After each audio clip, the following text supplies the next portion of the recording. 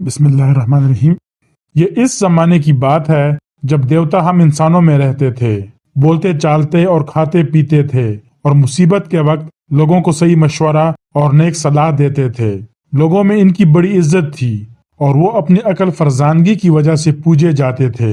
लोग अपनी हर तकलीफ इनके पास ले जाते थे क्योंकि इस जमाने में इंसानों और देवताओं में बराह रास्त राब्ता था। इस जमाने में चक डोढ़ा कलान नंबर 418 जिला होशियारपुर में एक पीपल के पेड़ के नीचे एक देवता रहता था। इसका नाम गज गज था और वो अपने जिस्म पर राख की बजाय सिंदूर के बबूत मारता था और पीपल के पेड़ के नीचे बैठे हुए इसके जिस्म का लाल रंग दूर दूर तक लोगों को नजर आता था। लोग भाग कर अपनी कड़ी मुसीबत के वक्त इसके पास भाग कर जाते, सेस नवाते, फूल पताशे पेश करते और देवता से फैज़याब होते। आसपास के इलाके में और भी देवता थे मगर इन सब में सबसे ज्यादा गज गज ही मशहूर था और लोग सबसे ज्यादा इसके पास जाते थे।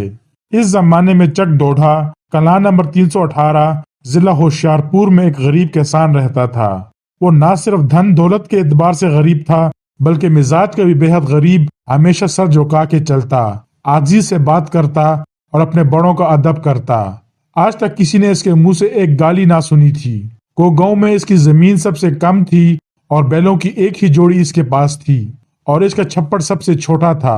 तो भी किसी ने कलमा शुक्र के सिवा इसके मुंह से कुछ और ना सुना क्योंकि वो बड़ा मेहनती और नेक दिल का इंसान था और अपनी छोटी सी बाड़ी, अपने छोटे से घर और अपनी प्यारी बीवी और बच्चों में मगन था। गज गज देवता इससे बहुत खुश था और लोगों को तलकीन करते वक्त अक्सर इसकी मिसाल दिया करता। फिर एक दिन क्या हुआ कि वही गरीब किसान एक तपती दोपहर में परेशान हाल घबराया हुआ देवता की खिदमत में हाजिर हुआ और दोनों हाथ जोड़कर कहने लगा, महाराज, मुझ पर बड़ा जुल्म हुआ है।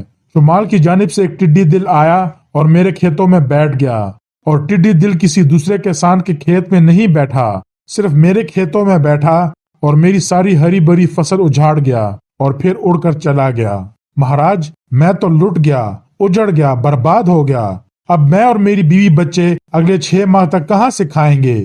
देर तक गज गज ने किसान की फरियाद सुनकर अपनी आंख खोली और मराकबे से जाग कर कहा, जब टिड्डी दिल फसल खाकर उड़ा जा रहा था, क्या तूने इस वक्त आसमान के बादलों को देखा जो अपने सीने में नई फसल की नवीद लेकर आते हैं। किसान लाजवाब हो गया और देवता के पांव छू कर चला गया। 1 साल बाद किसान फिर अपने बाल नोचता हुआ देवता के सामने हाथ बांधे आ खड़ा हुआ और दिल शिकस्ता लहजे में बोला, गज गज देवता, नदी में बाढ़ आ गई, किसी का चप्पर टूटा, किसी का बैल डूब गया, मगर मेरे तो तीनों खेतों की बहार कर गई। महाराज, मेरे पास धान के वही 3 खेत थे जिन्हें बाढ़ बहा कर ले गई। अब मेरे बच्चे एक एक दाने को तरसेंगे। देवता बोले, जो चावल नहीं उगा सकते वो मुक्का, जवार और गंदम उगाते हैं और इसी से दोनों वक्त पेट भर कर शुक्र अदा करते हैं। देवता की बात सुनकर किसान खामोश हो गया और सर झुकाकर वापस चला गया। 2 साल बाद किसान के दोनों बच्चे हैजे से वफात पा गए। एक लड़का था और एक लड़की थी। वो दोनों की लाशें अपने सीने से लगाए ज़ारो कतार रोता हुआ देवता के हजूर में आया और गिड़गिड़ा कर कहने लगा, मेरे दोनों बच्चे मर गए, मेरे दोनों बच्चे मर गए, भगवान के लिए इनको जिंदा कर दो। गज गज देवता ने कहा, जो मर जाते हैं वो कभी जिंदा नहीं होते, मौत सब पर लाजिम है, इसलिए बिल आखिर मौत के गम को सब भूल जाते हैं। हाय, मैं लावारिस हो गया गज गज देवता, किसान रोते हुए बोला, मेरे दोनों बच्चे मर गए। गज गज देवता ने कड़ी नजर से किसान की तरफ देखा और बोले, बड़ी बरसात में तो बंजर से बंजर जमीन पर फूल खिलते हैं और तेरी बीवी तो जवान है, खूबसूरत है और कोक वाली है। देवता के जवाब ने किसान को चुप करा दिया। इसके दिल की तसल्ली ना हुई थी मगर वो अपने बच्चों की लाशें सीने से लगाए वापस चला गया। मगर 6 माह बाद फिर लौट आया और आते ही देवता के कदमों में लेट गया और धाड़े मार मार कर रोने लगा।